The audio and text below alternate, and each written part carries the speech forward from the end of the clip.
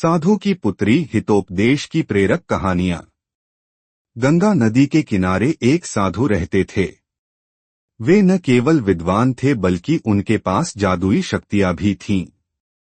एक दिन वे ध्यान में मग्न थे, तभी बांस की चोंच से एक चूहिया छूटकर उनके हाथों में आ गिरी। उसकी छोटी सी पूंछ व काली चमकीली आंखें थीं। उन्हें वह बहुत अच्छी लगी, पर घर ले जाने से पहले उन्होंने जादुई मंत्रों के प्रयोग से उसे एक लड़की में बदल दिया।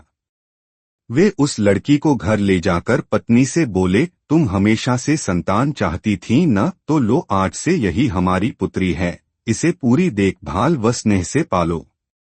साधु की पत्नी भी अपनी पुत्री को देख प्रसन्न हो उठी। वह उसे राजकुमारी की तरह पालने लगी। साल बीतते गए, नन्ही लड़की एक सुंदर युवती बन गई। जब वह 18 वर्ष की हुई तो साधु व उसकी पत्नी उसके लिए वर तलाशने लगे। साधु ने कहा, मेरी बिटिया का विवाह ऐसे व्यक्ति से होना चाहिए जो सबसे बड़ा हो। मेरे हिसाब से सूर्य ठीक रहेगा। पत्नी ने भी हामी भरी। उन्होंने जादुई मंत्रों के प्रयोग से सूर्य को नीचे बुला लिया। उन्होंने उसे अपनी पुत्री से विवाह करने को कहा, पर पुत्री ने पहले ही न कर दी।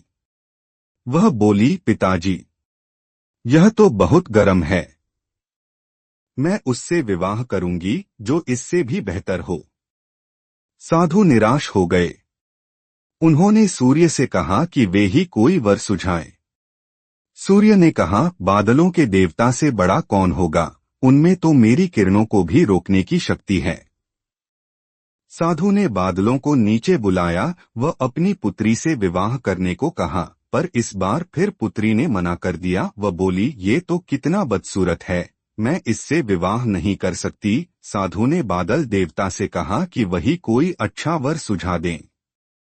वे बोले, पवन देवता ठीक रहेंगे, वे तो मुझे भी अपने फूंक से उड़ा देते हैं। साधु ने पवन देवता को बुलाकर अपनी पुत्री से विवाह करने को कहा। पुत्री ने फिर इनकार कर दिया। वह बोली, मैं इससे शादी नहीं करूंगी। ये तो कहीं टिकते नहीं, हमेशा यहाँ वहाँ भागते रहते हैं। साधु ने पवन देव से पूछा, क्या मेरी पुत्री के लिए ऐसा वर हो सकता है जो आपसे भी बेहतर हो? पवन देव ने कहा कि पर्वत देव मजबूत व ऊंचे हैं, वे मेरा भी रास्ता रोक देते हैं। साधु ने पर्वत देवता से कहा कि वह उसकी पुत्री से विवाह कर लें। पुत्री ने फिर से मना कर दिया। वह बोली, ये तो बहुत लंबे, सख्त व कठोर हैं, मैं इनसे विवाह नहीं कर सकती, इनसे भी कोई बेहतर चाहिए। पर्वत देवता ने चूहे का नाम सुझाया। वे बोले, माना मैं काफी सख्त, मजबूत व ऊंचा हूं, पर चूहे मुझ में भी आसानी से बिल बना सकते हैं। साधु ने चूहे को बुलाया। उसे देखते ही उसकी पुत्री खुशी से उछल पड़ी। हाँ पिताजी, यही तो है वह मैं जिससे शादी करना चाहती थी। साधु ने सोचा, इसे ही किस्मत कहते हैं। यह एक चूहिया थी और एक चूहे से विवाह करना ही इसके भाग्य में लिखा है। उन्होंने जादुई मंत्रों के प्रभाव से पुत्री को फिर से चूहिया बना दिया। चूहा व चूहिया विवाह करके खुशी खुशी रहने लगे। शिक्षा, कोई भी अपने मूल स्वभाव को नहीं बदल सकता।